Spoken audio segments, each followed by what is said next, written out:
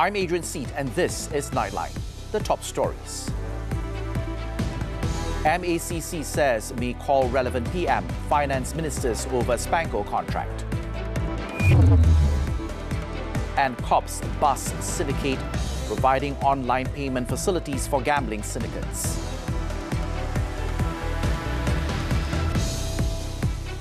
Thanks for joining us.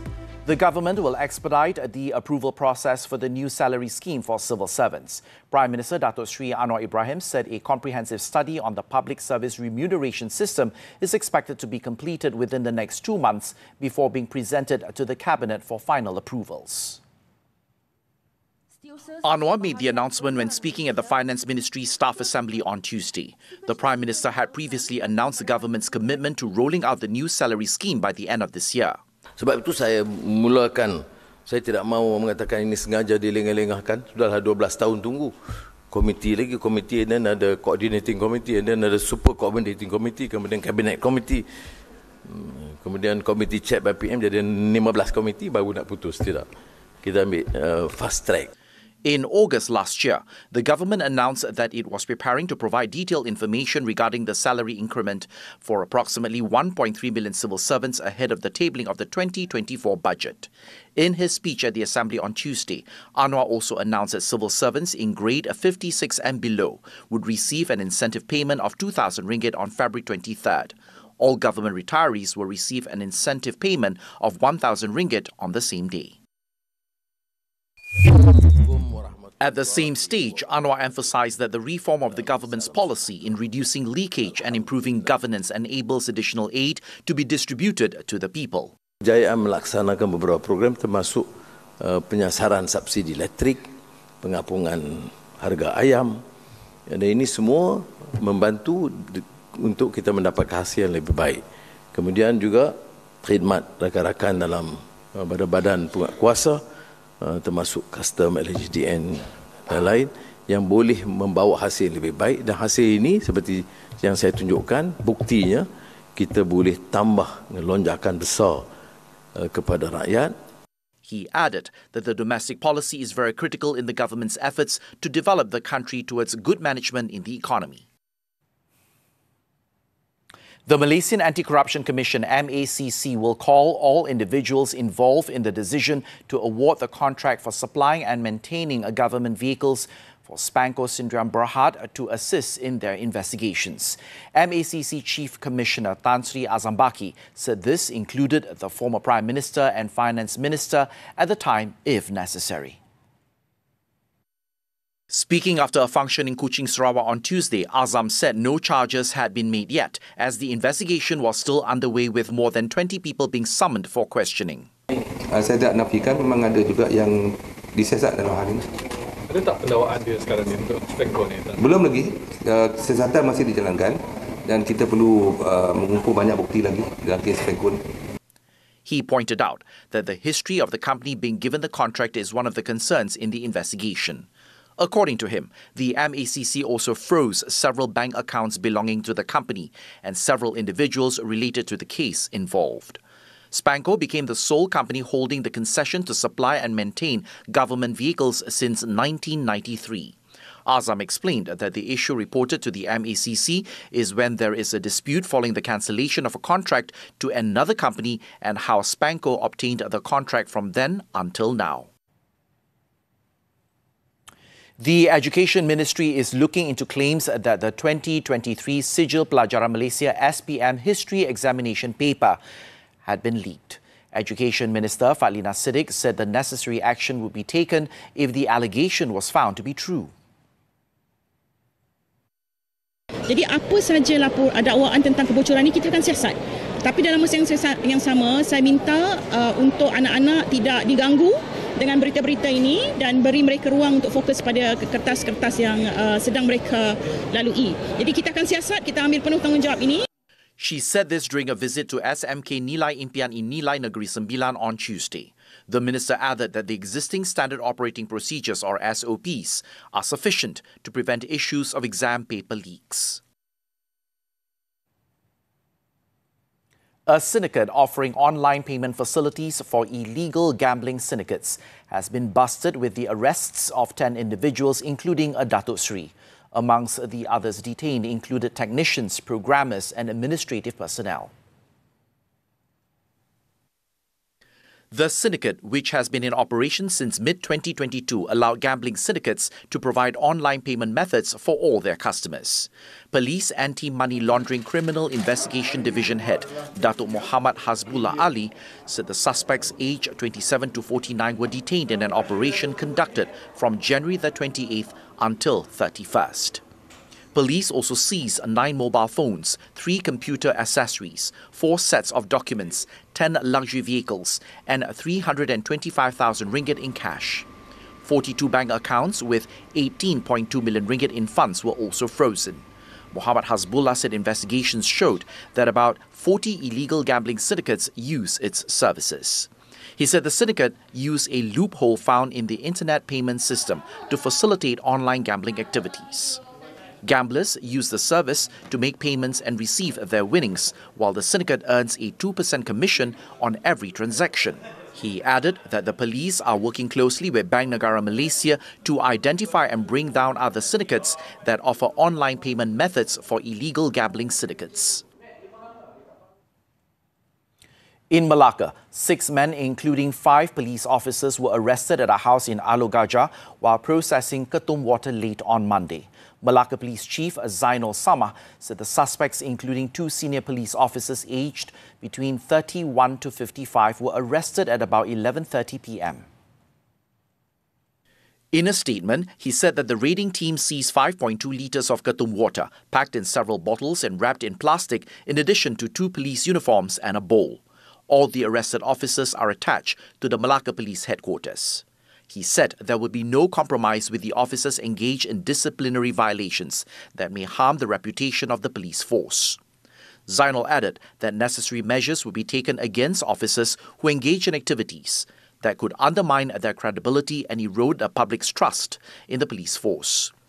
A remand application for the 6 suspects was made on Tuesday.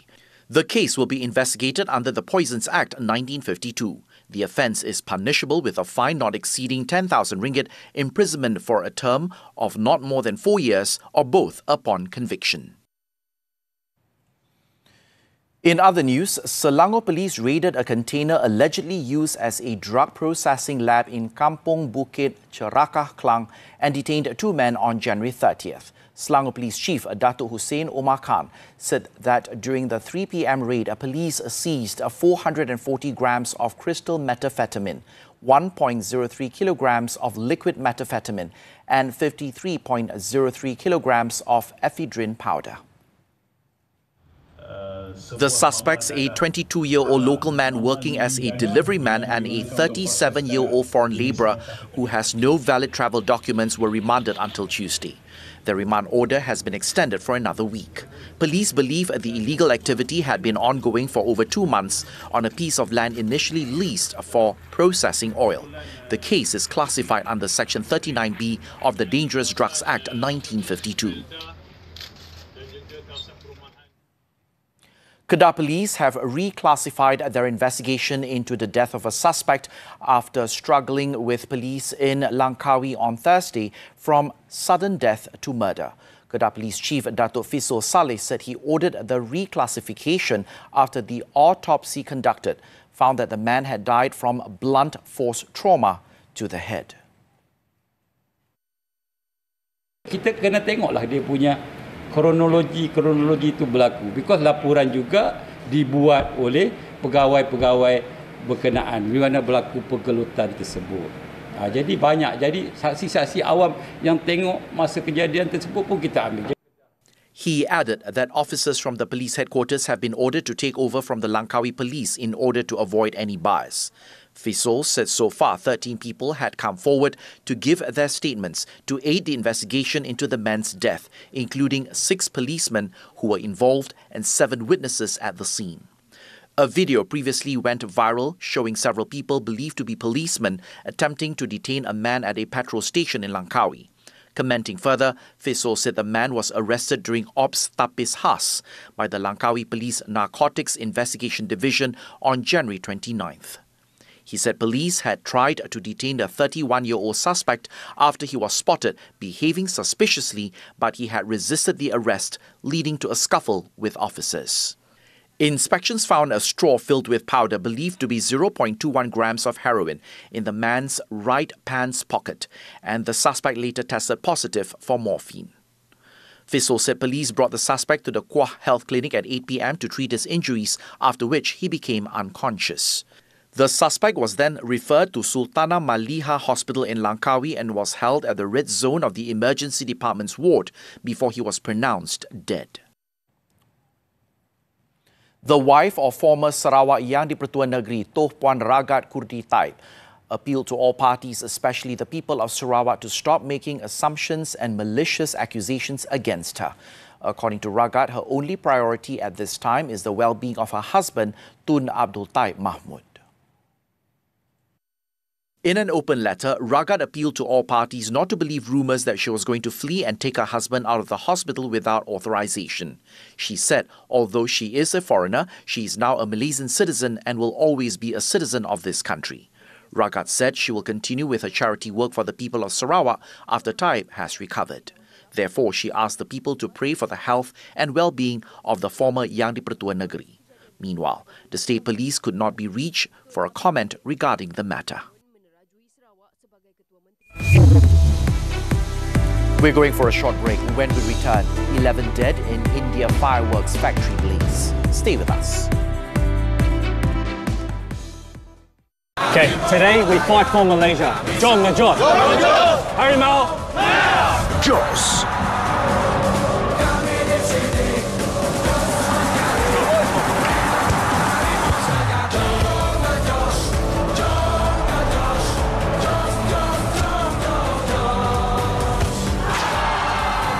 Extra Jos dengan Royal Gel, ginseng Korea dan vitamin B kompleks. Bersama kekal bertenaga. Jom na Jos. Extra Jos. Anggota polis yang membuat pemeriksaan kemudian menemui anggota badan yang dikerat kepada beberapa bahagian. Kedua-dua belah tangan dikerat sehingga siku dan kedua-dua belah kaki dikerat sehingga lutut. Dan diorang dah boleh agak, oh ini mesti kes besar. Siasatan bermotifkan cemburu. Money Matters is back with a new season.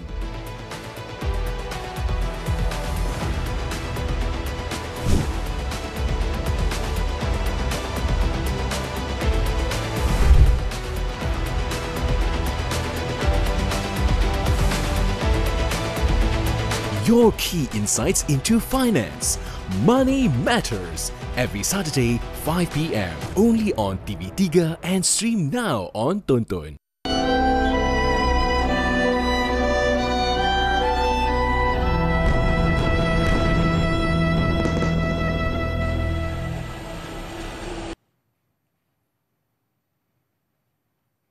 Welcome back.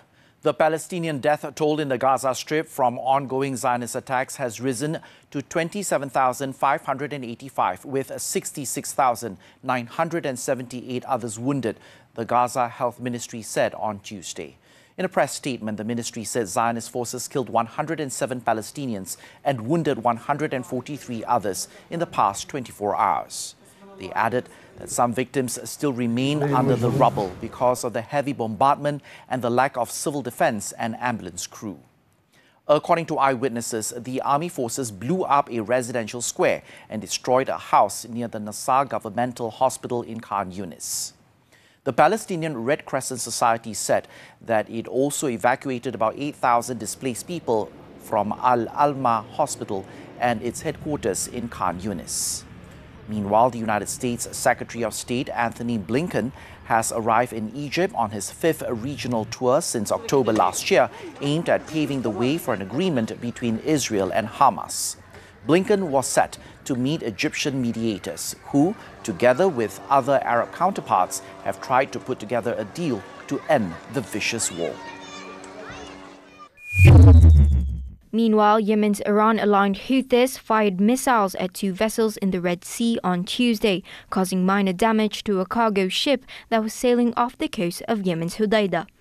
The group's military spokesman, Yahya Sari'a, said the Yemeni armed forces emphasized the continuation of their military operations in the Red and Arab Seas against Israeli shipping or those heading to the ports of occupied Palestine until the siege is lifted and the aggression against the Palestinian people in the Gaza Strip has stopped.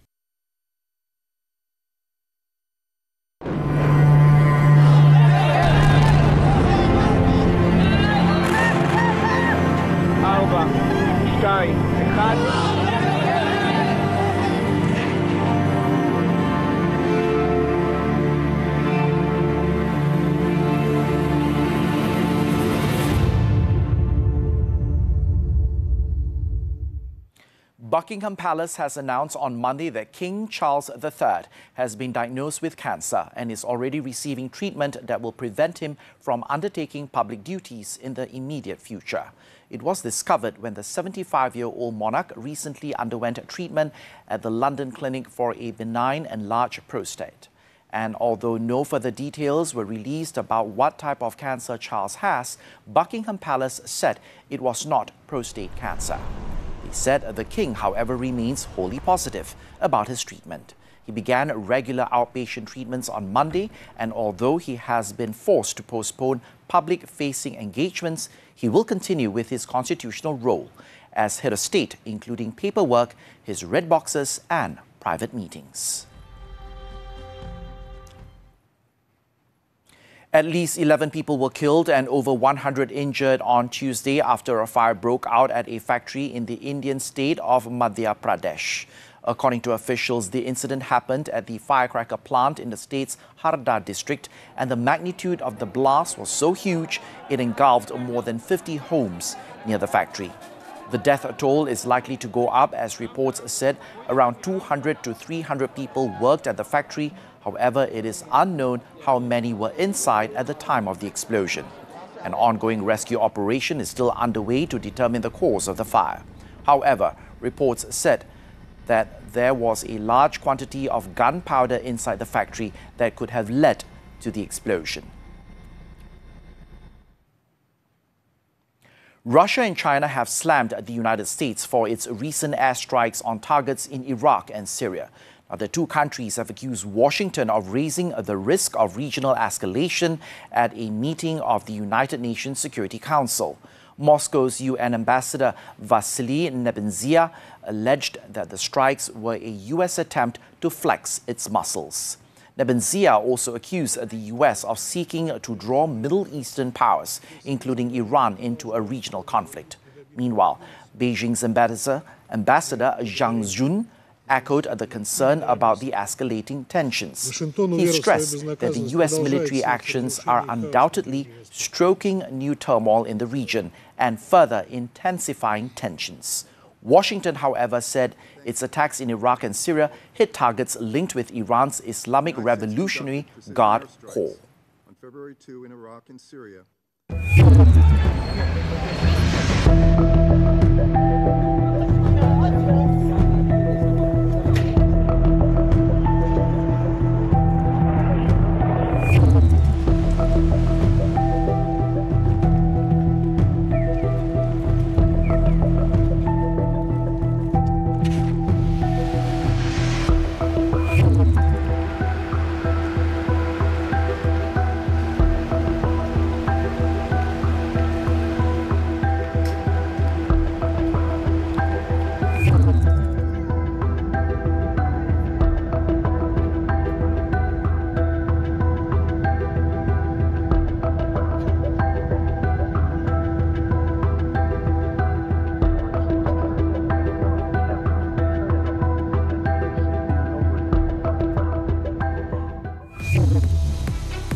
Boca Unidos stun Tigra. Sports after this breather. Kembali mengabdikan diri kepada yang satu dengan kisah-kisah tauladan Februari ini. Liang Lahat 1 Milia 2 Februari. Misteri Doa Malaikat 9 Februari. Fitnah kerana sumpah 16 Februari. Fitnah penjual keropok kulit bangkai 23 Februari. Slot naluri setiap Jumaat 3 petang hanya di TV3 dan stream sekarang melalui Tonton. Air mata adalah cara untuk mengungkap kisah hati. Air mata yang merindui. Allah itu bukan saya dengan anak saya. Air mata cinta yang tidak disangka. Aku bercinta seorang-seorang. Air mata penuh penyesalan. Alhamdulillah. Air mata kesyukuran. Pasti akan ada rezeki orang lain juga. Satu destinasi untuk semua telefilm air mata kegemaran anda hanya di Cereka Rama TV3 dan stream sekarang melalui Tonton. Anak berusia 2 tahun belum bercakap, usah ambil mudah. Memang ibu ayah kena betul-betul ambil peka, kena cakna lah. Kemahiran bermain sangat penting untuk mereka belajar bahasa. Masalah perkembangan pertuturan mungkin simptom autism. Pada anak autism, kadang-kadang mereka mempunyai kemahiran bermain yang agak terhad. Lambat bercakap, usah tunggu perbincangannya dalam Hello Doktor Ahad 5.30 petang di TV3 dan stream juga melalui Tonton. On to sports. National football legend Khalid Ali has passed away at the age of 66 after almost a year battling lung cancer. The Football Association of Malaysia announced Khalid's death in a Facebook post on Tuesday and said he had fought lung cancer for nearly a year. Khalid had undergone treatment at a hospital after experiencing shortness of breath and deteriorating health conditions. The former Selangor right back wore the national team jersey from 1977 to 1985, helping Harimau Malaya qualify for the 1980 Olympic Games in Moscow, Russia.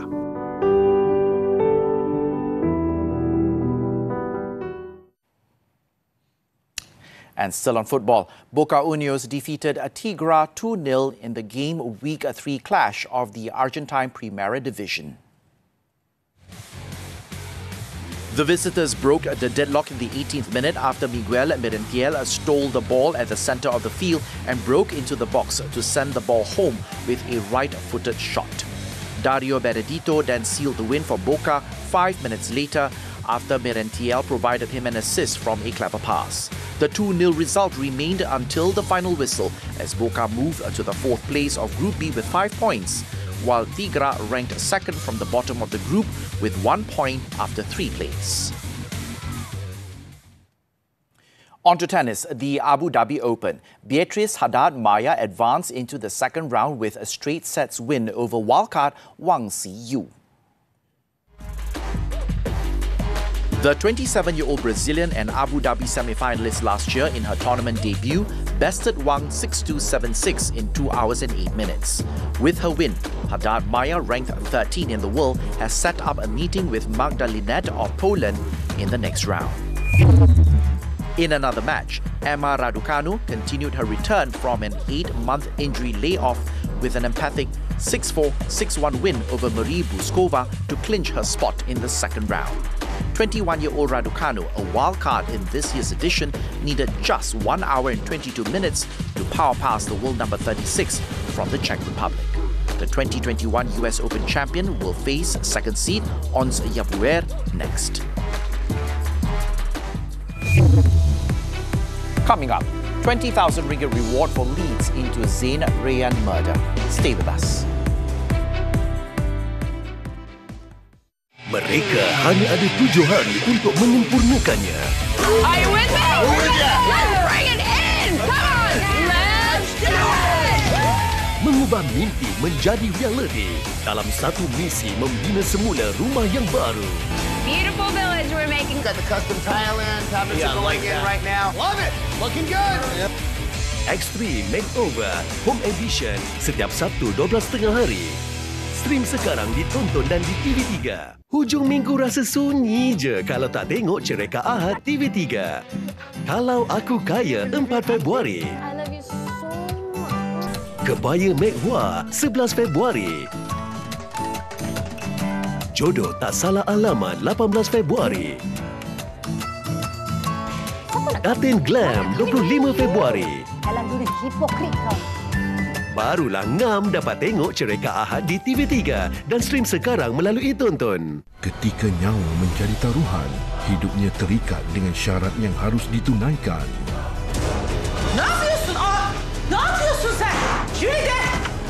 Adakah takdir akan memihak kepada mereka? Sana bir şey olacak diye çok korktum. Geçmişimiz.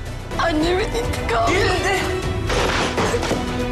Price of Passion, Jumaat dan Sabtu 5.30 petang. Stream sekarang di Tonton dan di TV3. Welcome back.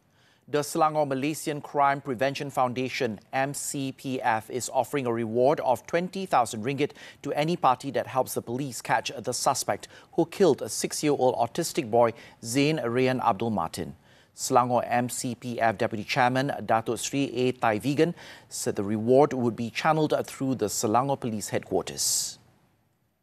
Ganjaran sebanyak ringgit Malaysia 20,000 kepada sesiapa yang boleh membantu memberi maklumat kepada polis Selangor untuk menangkap suspek-suspek dan boleh berjaya dituduh dengan gayanya, maka MCPF Selangor akan memberi tawaran ataupun ganjaran ringgit Malaysia 20,000 ringgit.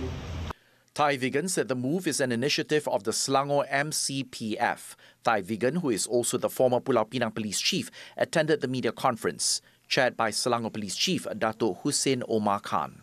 Hussein said police have so far not found anything solid to point towards the individual involved in the case. Police have checked 5,786 individuals and 216 vehicles.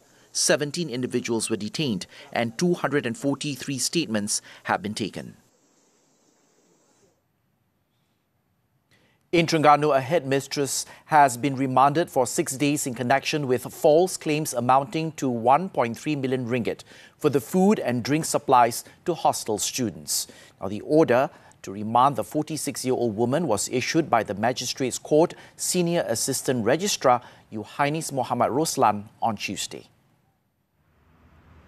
A company manager and a supervisor who are both 34 were also remanded for 2 days for further investigation into the same case under the Malaysian Anti-Corruption Commission MACC Act 2009. On Monday, the MACC held 4 individuals believed to be involved in making false claims. The case involved a supply contract worth 1.3 million ringgit from 2022 to 2023 for 100 students of a primary school in Terengganu, while the actual number of students was only 35. However, another individual, the Chief Administrative Assistant, was released on MACC bail following health problems. In Sabah, 6 foreign tourists escaped unharmed after they made a daring escape by climbing onto balconies on a third-floor building following a fire at a backpackers motel in Kampung Air, Kota Kinabalu on Tuesday morning. Firefighters from the Sabah Fire and Rescue Department received a distress call about the incident at about 8:50 a.m. Following the report, teams from the Kota Kinabalu and Lintas fire stations were deployed to the location. Upon arriving at the location, the motel guests were seen standing on balconies on the third floor of the building. The tourists were assisted down safely with all guests later accounted for. The man and 5 women, all in their 20s, were from Switzerland, Slovakia, Russia, America, Japan and France. Authorities managed to control the fire by 9:10 a.m. before the operation ended at 10:10 a.m. Initial investigations revealed that the fire started from one of the rooms on the third floor of the motel.